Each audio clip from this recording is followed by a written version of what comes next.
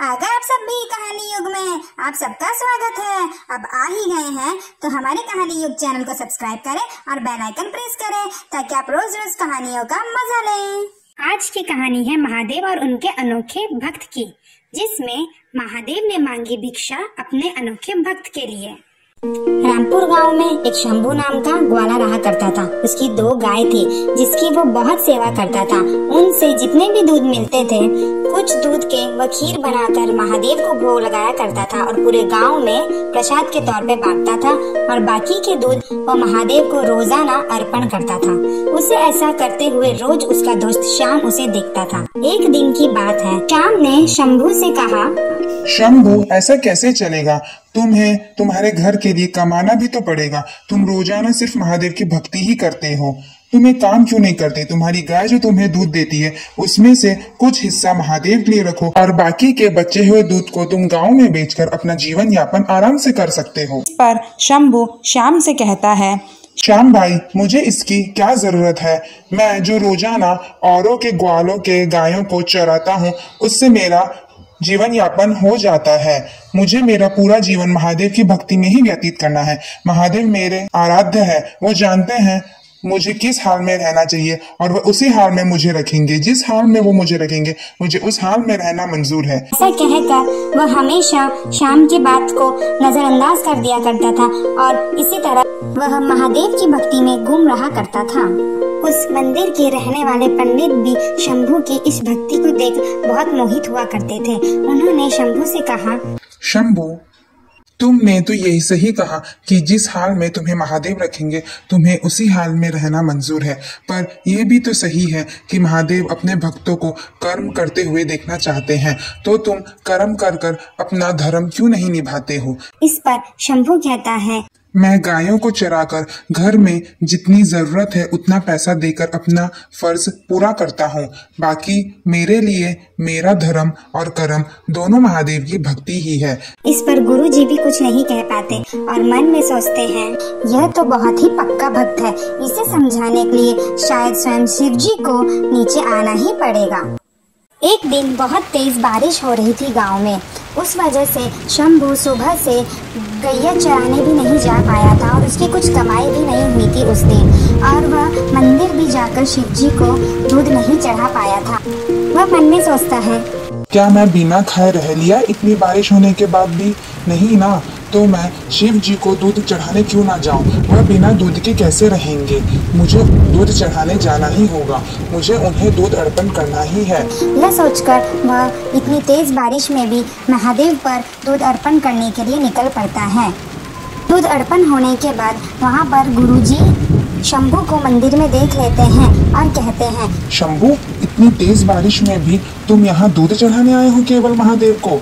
इस पर शंभू कहता है, केवल दूध चढ़ाने नहीं, मैं महादेव को दूध चढ़ाने आया हूँ। क्या इस बारिश में मैं बिना खाए रह लिया तो मैं महादेव को बिना दूध चढ़े कैसे रह सकता हूँ?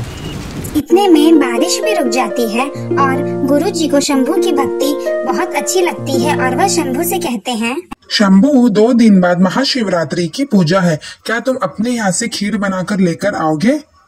ऐसा लगता है तुम्हारे हाथ की खीर खाने के लिए तो महादेव हमेशा तैयार रहते हैं। अगर तुम्हारे यहाँ से खीर आई तो महादेव अवश्य प्रसन्न होंगे। शिवरात्रि के त्योहार में 4 चांद लग जाएंगे। इस पर शंभू गुरुजी को हाँ कहकर वहाँ से निकल जाता है और मन में सोचता है, आज की कमाई तो हुई नहीं और मौसम देख के लगता है आते 2 दिन भी शायद कोई कमाई होगी नहीं। मैं खीर का सामान कहाँ से खरीद कर लाऊंगा? महाशिवरात्रि पर तो और भी भक्त मंदिर में आएंगे, उतना खीर क्या पुर जाएगा? वह मन में यह विचार करता होता है। कोई बात नहीं, सोच समझकर ही महादेव ने ये जिम्मा मुझ पर सौंपा होगा गुरुजी के द्वारा, तो मैं यह जरूर पूरा करूंगा। चाहे जो भी हो, घर में जितने भी पैसे होंगे उससे मैं खीर का सामान खरीद कर महाशिवरात्रि पर महादेव को खीर का भोग अवश्य लगाऊंगा और पूरे गांव में और अन्य भक्तों में जरूर बांटूंगा। ऐसा सोचकर वह खीर के सामान लेने के लिए निकल पड़ता है। खीर का सारा सामान वह लाता है, पूरे भक्ति भाव से बनाता है और भोले बाबा को प्रसाद लगाकर पूरे गांव में बांटता है। शंभू की भक्ति देख भोले बाबा अत्यंत प्रसन्न हो जाते हैं। माँ पार्वती भोले बाबा से कहती है, हे स्वामी, ये आपका इतना परम भक्त है तो आप इसके धन से जुड़े कष्ट को दूर क्यों नहीं करते हैं? पार्वती, इसमें कोई संदेह नहीं कि ये मेरा परम और प्रिय भक्त है, परंतु इसे समझना होगा कि केवल भक्ति ही जीवन में महत्व नहीं रखती है। जीवन में कर्म अत्यंत महत्व रखता है। भक्ति के साथ साथ इंसान को कर्म करना भी अति आवश्यक है। अगर कोई मनुष्य कर्म ना कर केवल भक्ति करे तो उसका जीवन कभी सफल नहीं हो सकता। पर स्वामी, आपका भक्त तो यह बात समझने को तैयार ही नहीं है, उसे कौन समझाएगा? हम समझाएंगे ना पार्वती, और उसके लिए हमें पृथ्वी लोक चलना होगा। और महादेव पार्वती पृथ्वी लोक जाने के लिए सेठ और सेठानी का रूप धारण कर शंभू के घर पहुंचते हैं। शंभू कहता है, बोलो मालिक, मैं क्या सेवा कर सकता हूँ आपकी? हम इस गांव में नए आए हैं, हमें गांव वासियों से पता चला है तुम बिना मिलावट दूध रखते हो। तुम्हारी गैया जितनी भी दूध देगी वह सारा दूध हम तुमसे खरीद लेंगे। हाँ ग्वाले, और उसके पैसे हम तुम्हें दे देंगे जितना होगा। हमारा घर कहाँ है वो हम तुम्हें बता देंगे। हाँ, और रोज सुबह तुम दूध दे जाना और हमसे पैसे ले जाना। मालिक, धन्यवाद कि आप लोग मुझ पर भरोसा कर मेरे से दूध लेने आए हो, पर मालिक मैं आपको दूध नहीं दे सकता। तो सेठ पूछते हैं, पर क्यों शंभू, क्यों नहीं दे सकते तुम हमें दूध? तुम्हें जो दाम चाहिए तुम हमें बोलो, मैं देने को तैयार हूँ। नहीं मालिक, बात पैसों की नहीं है, मैं वह सारे दूध कभी बेचता नहीं हूँ। मैं महादेव के लिए वह सारे दूध रखता हूँ, उन्हें अर्पण करता हूँ। ठीक है शंभू, फिर जैसी तुम्हारी मर्जी, हम तुम्हें जबरदस्ती नहीं कर सकते। ठीक है। वहाँ से महादेव और पार्वती निराश होकर चले जाते हैं और कुछ दूरी पे आकर अपना वेश वापस से ब्राह्मण और ब्राह्मणी के रूप में धारण करते हैं। पार्वती, उस रूप में शंभू नहीं समझा, पर इस रूप में वो जरूर समझ जाएगा हमारी बात। और इस तरह शंभू का मार्गदर्शन करने के लिए महादेव पार्वती महादेव मंदिर के सीढ़ियों पर बैठकर भिक्षा मांगते हैं। वहाँ से शंभू मंदिर की तरफ आ रहा होता है तो वह इन दोनों को परेशान देख पूछता है, बाबा माई, आप दोनों परेशान लग रहे हैं, बताइए क्या हुआ, शायद मैं आप लोग की मदद कर सकूं। बेटा, हम दोनों कई दिन से भूखे हैं, कुछ खाने को मिल जाए तो अच्छा होगा। हाँ बाबा, मेरे पास खीर और दूध है, आप दोनों पहले खीर खा लीजिए फिर दूध पी लेना, आप दोनों को अच्छा लगेगा बाबा। ऐसा कह शंभू उन्हें खीर दे देता है। बेटा, तुमने तो एक ही झटके में बिना सोचे हमें ये खीर दे दी। तुम मंदिर की तरफ आए थे, यानी तुम भगवान को भोग लगाने आए थे। अब तो तुम्हारे पास खीर नहीं है, अब तुम क्या करोगे बेटा? हाँ बाबा, आप सही कह रहे हैं, मैंने अपने पिता महादेव के लिए ये खीर लेकर आया था, पर आप भूखे हैं और आप भी भोलेनाथ के ही भक्त हैं, तो मैं आपको भूखा कैसे रख सकता हूँ। मेरे महादेव ने ही मुझे ये सीख दी है कि किसी भूखे आदमी को खाली हाथ नहीं जाने देना चाहिए, इसीलिए मैंने ये खीर आपको दे दिया। आपको इसकी आवश्यकता है बाबा। बेटा, बुरा ना मानो तो एक मदद और चाहिए। मेरे घुटनों में काफी दिनों से दर्द है, वैद्य को देने के लिए पैसे भी नहीं है। तुम कुछ पैसों से मदद कर दोगे तो मेरा उपचार हो जाएगा। माई, मुझे गलत मत समझना, मेरे पास पैसे नहीं हैं। जितनी मदद हो सकी मैंने आप दोनों की कर दी, पर मैं पैसों से आप दोनों की मदद नहीं कर सकता हूँ। बस शंभू के मुंह से यह बात सुनते ही महादेव पार्वती तुरंत अपने रूप में आकर शंभू को दर्शन देते हैं। हे प्रभु, माँ पार्वती, आप। ऐसा कह शंभू दोनों को प्रणाम करता है। तब महादेव और पार्वती शंभू को समझाते हैं कि वत्स, मैं तुम्हारे भक्ति से अत्यंत प्रसन्न हूँ, पर वत्स, मैं तुम्हें यही समझाने आया हूँ कि जीवन में केवल भक्ति ही पर्याप्त नहीं है। तुम्हें अपने जीवन के कर्म करने ही होंगे, अपने कर्तव्य पूरे करने ही होंगे। प्रभु माफ करना, पर मेरा कर्तव्य, मेरा कर्म और मेरा धर्म दोनों आपकी भक्ति ही तो है, वह मैं कर ही तो रहा हूँ प्रभु।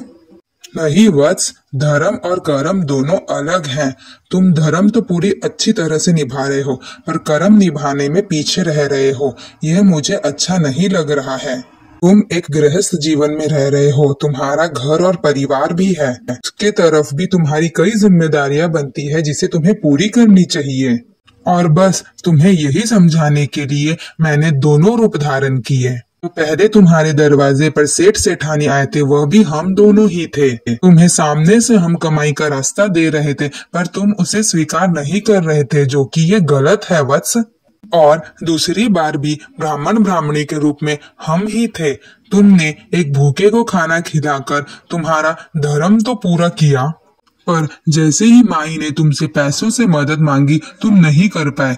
जब कभी तुम्हारे परिवार को कभी ऐसी चीजों की जरूरत पड़ेगी तुम वो पूरा नहीं कर पाओगे, तो ये गलत है वत्स। बस यही समझाने के लिए हम दोनों धरती पर आए थे। और बस इतना सुनते ही शंभू समझ जाता है और वह महादेव से कहता है, धन्यवाद महादेव, मुझे सही मार्ग दिखाने के लिए आप स्वयं पृथ्वी लोक आए। मैं धन्य हुआ महादेव। अब मैं आपके बताए रास्तों पे ही चलूंगा। मैं धर्म के साथ साथ कर्म भी करूंगा महादेव। और महादेव पार्वती उसे आशीर्वाद देकर वहां से वापस से कैलाश पर्वत पर चले जाते हैं। और इस तरह शंभू अब भक्ति के साथ साथ अपने कर्म भी पूरी अच्छी तरह से किया करता था। तो आज की कहानी में महादेव ने हमें क्या सिखाया? जिंदगी में कर्म सबसे महत्वपूर्ण होता है। अरे रुको रुको रुको, कहाँ जा रहे हो? बताते तो जाओ कि हमारी कहानी युग की कहानी आपको कैसी लगी, कमेंट करके जरूर बताना। और अच्छी लगी हो तो लाइक करें एंड शेयर करें। और अगर आप हमारे कहानी युग में नए हैं तो हमारे कहानी युग चैनल को सब्सक्राइब करें। Bye bye.